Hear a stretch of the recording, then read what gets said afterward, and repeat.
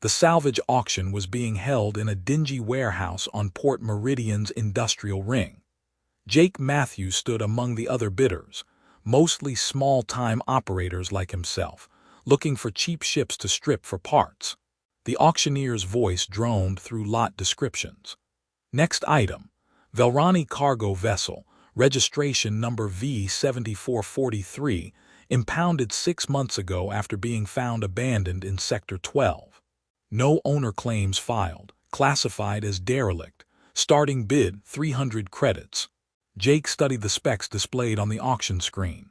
The ship was old, systems outdated, hull integrity questionable. But the parts might be worth something.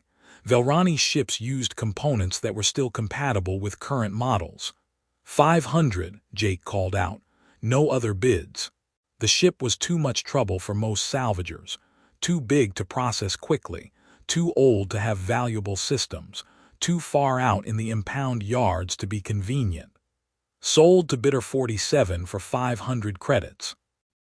Jake transferred the credits, received the ownership codes, and headed to the impound yards. The ship looked even worse in person, hull scarred, engines cold, everything about it screaming abandon and forget. He suited up and boarded through the main airlock. Emergency lighting flickered on as his presence registered. The ship still had some power at least. Jake moved through the cargo bays, scanning for anything valuable. Most were empty, stripped clean before the ship was abandoned.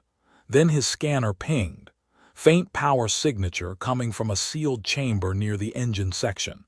Jake checked the ship's manifest. Nothing listed for that compartment. It should be empty storage. The door had been welded shut from the outside. Someone had deliberately sealed it. Jake pulled cutting tools from his kit and began working on the welds. It took 20 minutes to cut through. When the door finally opened, he found a chamber that wasn't empty at all. A stasis pod sat in the center, medical-grade equipment, expensive, the kind used for critical patients or long-term suspension. The viewing panel showed a Velrani woman inside, unconscious, the pod systems keeping her alive. Jake's scanner showed the pod's status: life support failing, critical systems damaged, patient survival probability declining. But the damage wasn't random. Someone had deliberately sabotaged the systems to make them fail slowly over months. The woman had maybe days left before the pod failed completely. Jake looked at her through the viewing panel, unconscious, vulnerable, abandoned like the ship she'd been hidden in. Someone had wanted her to disappear, to die slowly in stasis while the ship sat in an impound yard forgotten. He could walk away, seal the chamber, strip the ship for parts, never mention what he found. Whatever conspiracy had put her here, it wasn't his problem. Jake looked at the woman again and made his choice. He started emergency revival procedures. The revival process was dangerous. The pod systems were damaged, making controlled awakening difficult. But Jake had been a military medic before becoming a salvager. He knew enough to be careful, to monitor her vitals, to adjust the protocol when systems failed. It took 6 hours. Finally, her eyes opened. She was immediately defensive, tried to sit up, got tangled in the pod's medical connections, looked around with confusion and rising panic. "Easy," Jake said, hands visible and non-threatening. "You're safe, you were in stasis. I'm bringing you out carefully." "Who, where?" Her voice was raw from disuse. "My name's Jake Matthews. I bought this ship at salvage auction. Found you sealed in this chamber. The pod was failing. I'm trying to help." She studied him, clearly trying to assess threat level while her mind struggled with stasis disorientation. "How long? How long were you in stasis?"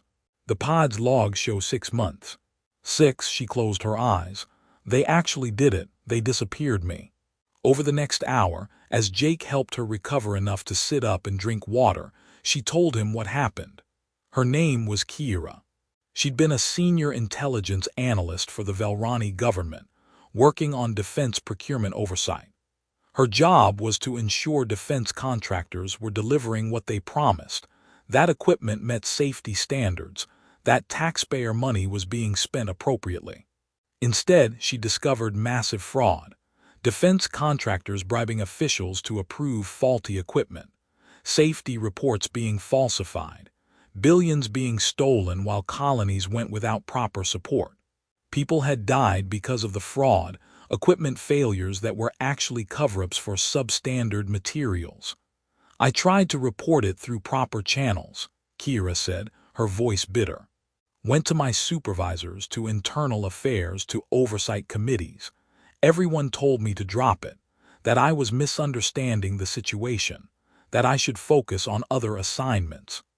But when she refused to drop it, she was labeled mentally unstable, recommended for psychiatric evaluation. When she went to the appointment, they sedated her. I woke up in this pod. Heard voices talking about how the ship would be abandoned in a remote sector, how the pod would fail slowly over months, how it would look like equipment malfunction. Clean, deniable, permanent. Then they put me back under. But Jake felt cold. They were going to let you die in stasis. They were erasing me, making me disappear without officially killing me. No trial, no charges, just gone. And when someone eventually found the ship and the failed pod, I'd just be an unfortunate victim of equipment malfunction. No investigation needed. The pod has a failsafe beacon, Jake said, understanding hitting him. When I opened it, the beacon activated, alerting whoever arranged this that I'm still alive and someone's found me. Kira met his eyes. You need to leave, right now. Seal me back in the chamber, walk away, pretend you never found me. When they come, I'll tell them you didn't know. No, you don't understand what you're up against. This goes to the highest levels of government and private industry. They have resources, connections, and the motivation to ensure I never testify. If you help me, you become a target too. Then I become a target. Jake stood. I'm not sealing you back in that pod to die. We'll figure something out. Why, you don't know me. You don't owe me anything. I know you're a person who tried to do the right thing and got erased for it. That's enough. Kira looked at him for a long moment. You're either very brave or very stupid. Probably both. Can you walk? I think so. Stasis recovery usually takes a few days, but adrenaline is helping. Good, because we need to get this ship ready to move. They'll be coming, and I'd rather not be here when they arrive.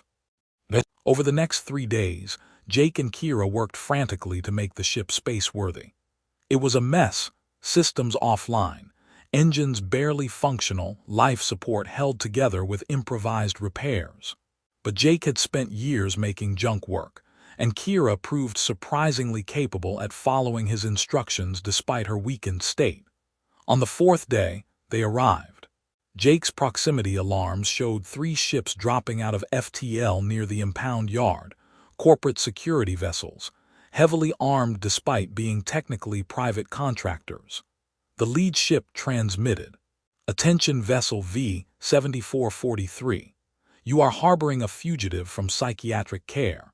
Power down and prepare to be boarded. Resistance will be met with force authorized under interstellar fugitive recovery statutes. Jake checked the transmission codes. These aren't legitimate law enforcement. No, Kira said, watching the tactical display. But notice how the actual port security ships are deferring to them. That's how deep the corruption goes. Official authorities step aside for corporate security because someone told them to. We can't fight 3 armed ships. We don't fight, we run. The ship's engines were barely functional, but Jake had managed to get them operational enough for basic maneuvering. He pushed them to maximum, heading for the system's edge where they could jump to FTL. The corporate security ships pursued. Weapons fire, warning shots at first, then actual attempts to disable their engines. They're trying to cripple us without destroying the ship, Kira observed. They need to take me alive to ensure I can't testify. Can you man the defensive systems? I need to focus on navigation. I can try. Kira proved she wasn't just an analyst. She handled the ship's defensive systems with the competence of someone who'd trained for combat situations. She managed countermeasures that confused the pursuing ship's targeting, bought them precious seconds. Jake pushed the failing engines beyond their safe limits. The ship shuddered, alarms screaming warnings, but they reached the FTL jump point. They jumped. In the relative safety of FTL travel, they assessed damage. The ship had taken multiple hits. Life support was failing. Engines were critically damaged. They had maybe one more jump before the ship stopped functioning entirely. "We can't run forever," Jake said, staring at the damage reports. "No, but we don't need forever. We need long enough to change the equation." Kira pulled up a navigation chart. "I still have the evidence. Encrypted files backed up to a secure dead drop before I was disappeared. If we can retrieve those files and get them to independent media or neutral authorities, we can expose the corruption and make you too visible to quietly eliminate." "Exactly. They're hunting me because they think they can disappear me again, cover it up. But if the evidence goes public, if investigations get launched, I become untouchable. Killing me would just confirm everything."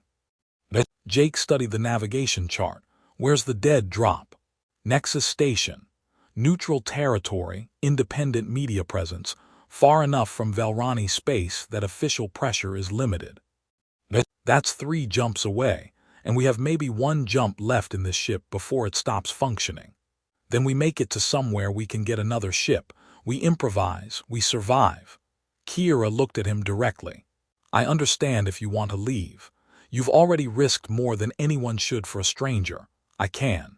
"Stop, I'm not abandoning you. We'll figure it out." "Why, you still haven't answered that.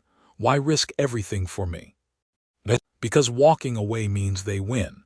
Means corruption and murder get covered up. Means people who try to do the right thing get erased." Jake met her eyes. "I bought this ship expecting scrap parts. I found a person worth saving instead. That's not a mistake. It's the best thing I've found in years."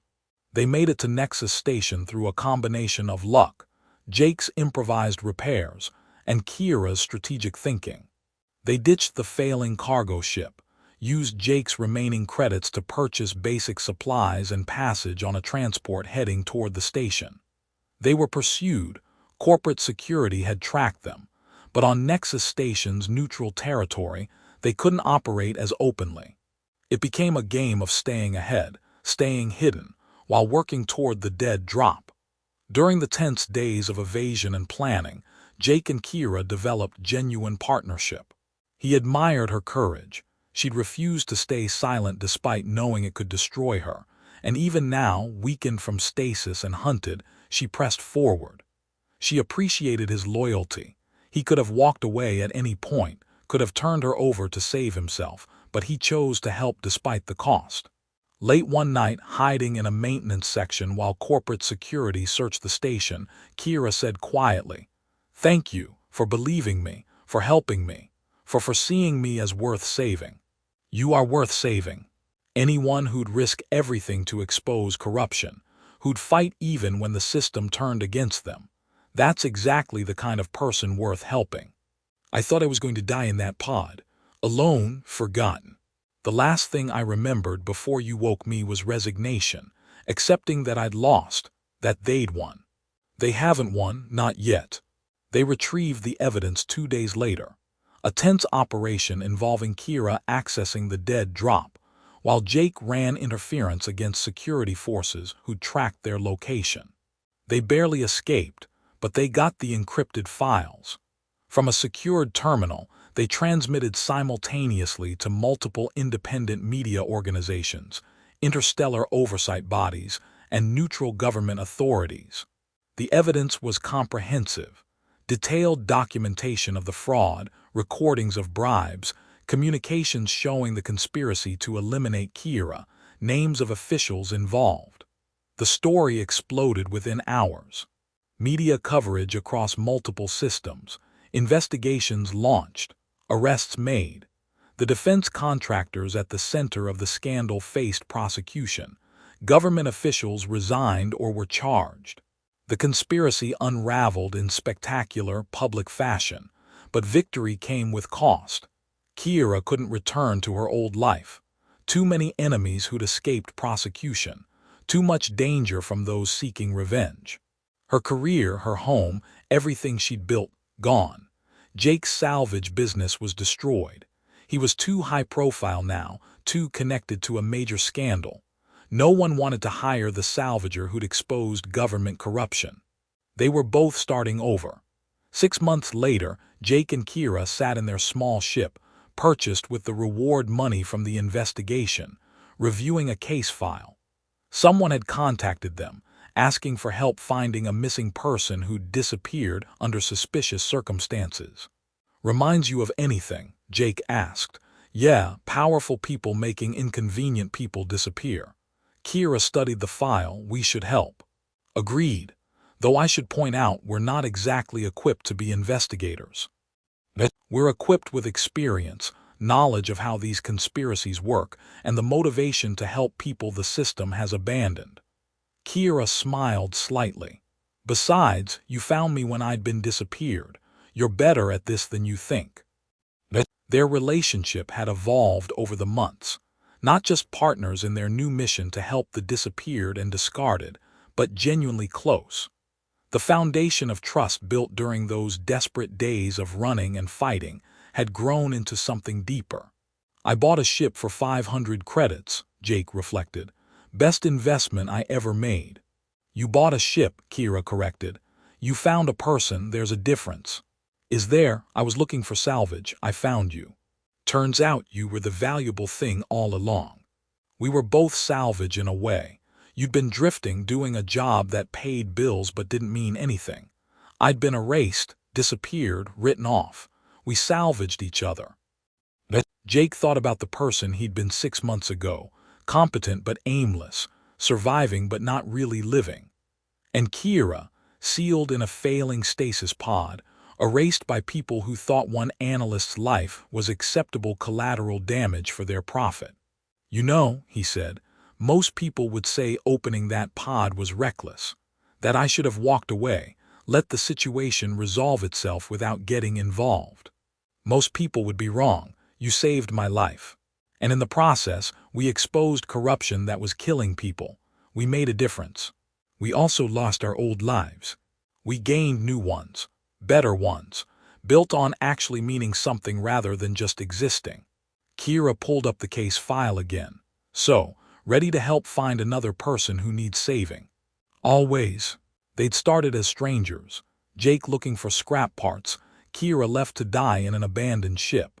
A chance discovery that could have been ignored but wasn't. That choice had cost them everything they'd built before, but it had given them something more valuable: purpose, partnership, and proof that sometimes the most important discoveries weren't the ones you were looking for. The human who bought a spaceship expecting salvage had found a person worth